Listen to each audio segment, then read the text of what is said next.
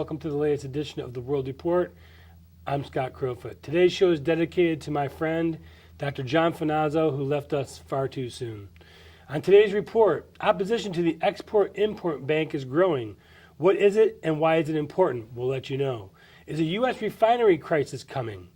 Obama and Clinton-backed Muslim Brotherhood leader Mohammed Morsi is sentenced to 20 years in Egypt while ISIS sets up camp 8 miles from our southern border. Storms gather around Hillary's cronyism. Rubio steps in it again on amnesty as the race for 2016 is heating up. Our moment in history explores the first modern war. And now to our top stories.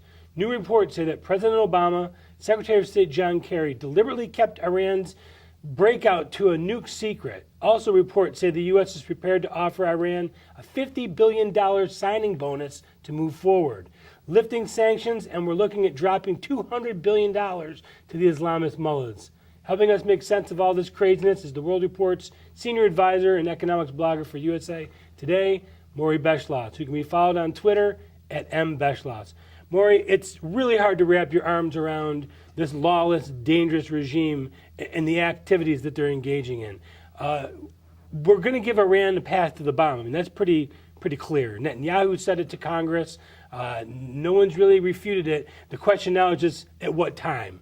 They first said 13 years, then they said 10 years. Now we're thinking it's a couple of months away. What do you make of what's going on, and when is Israel going to step up and have to do something to defend itself? Well, there was an article in the Wall Street Journal which said Israel alone, and they're going to have to do something themselves. As a matter of fact, I heard a few days ago, I don't know how valid it is or not, that Netanyahu indicated that if we allow Iran to have the atomic bomb, he will make sure that Ukraine also gets one. He was very furious about the fact. I hadn't heard that. It happened. I had it verified. It came from a Jewish newspaper in Israel, that he actually sent that letter to Putin. And that was in reaction to the fact that Putin said he was going to equip Iran with anti-missile, anti-aircraft type of weapons, which would make a raid on Iran very costly and very dangerous for Israel. And possibly ineffective. So far, I have seen nothing from the Republican Party that impresses me whatsoever. I'm disgusted with them. I'm disgusted at the fact they're playing the game according to Hoyle, and they're letting this monster in the White House do things that I'll say it on this program, that the only time I saw anybody have such an indifferent attitude toward any kind of control group in the country was Adolf Hitler. And there's a great similarity, in my estimation, between the tactics of Barack Obama and Adolf Hitler. It's hard to disagree with that, especially looking back at history and what's been going on. Well, he doesn't seem to care what is going to happen. He wants to know that he signed a peace deal with Iran. That's even though that peace deal might put not only Israel but also the United States in great danger later on. What we don't realize, one of the reasons why our budget deficit has gone down as much as it has in the last couple of years, it had nothing to do with sequestration, where domestic spending and military spending was supposed to come down simultaneously. It's almost all military spending. We have a pitiful remnant of a military force. And if you took a poll of the people in the military today, 90% of them would tell you they're disgusted with the leadership in this country. And meanwhile, you've got China, which is racing faster to build their military capabilities.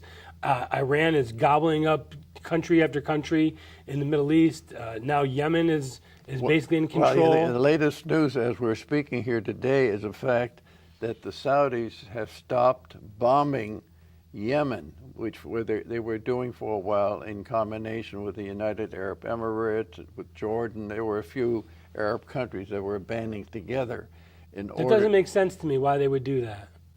They did it because they're afraid. I really feel that the Saudis know the game is over, that the United States will not lift one finger if they are invaded by Iran, which is a possibility.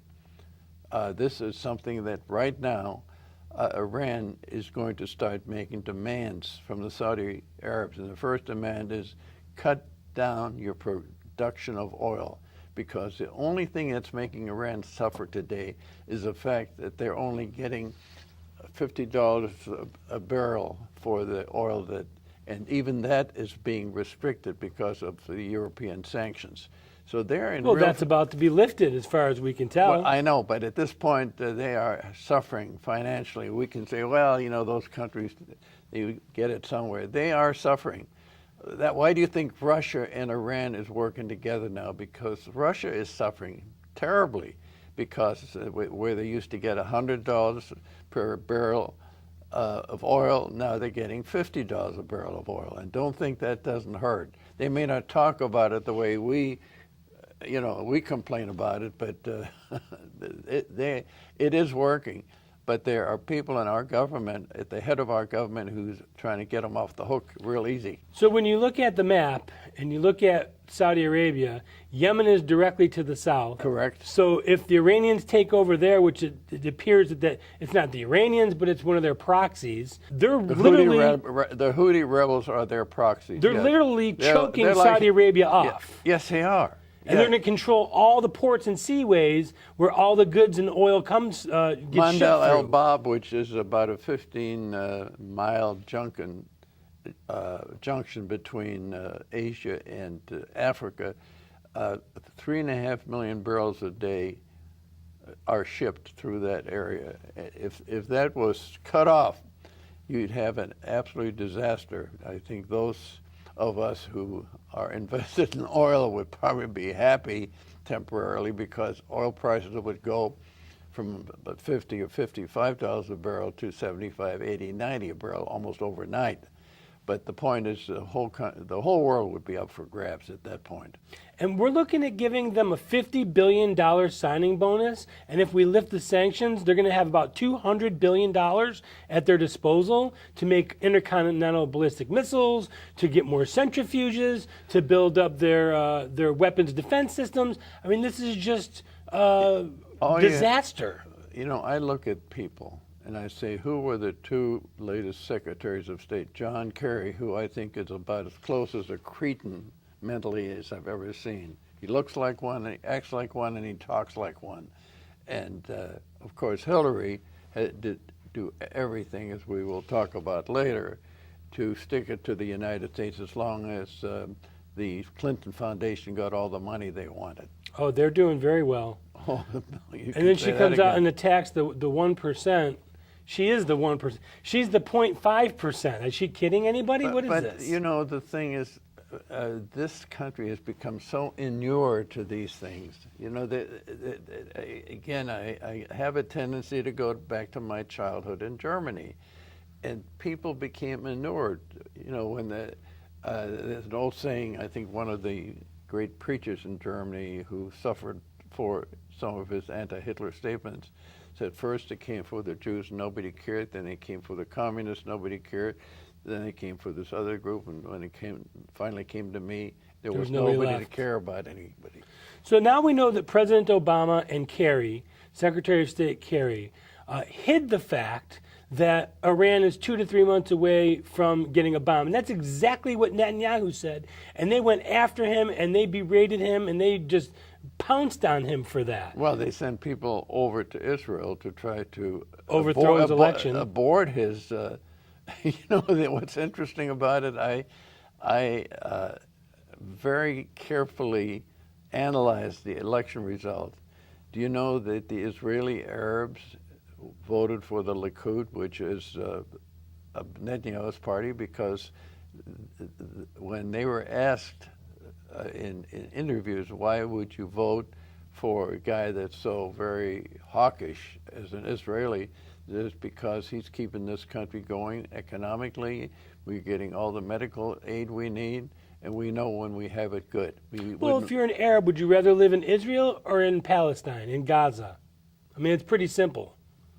And they've got it pretty good, like you said, in Israel. By the way, let me get something clarified. I hate when that word Palestine is used. First of all, it was a Roman term to try to punish the Jews for their rebellion which means Philistines.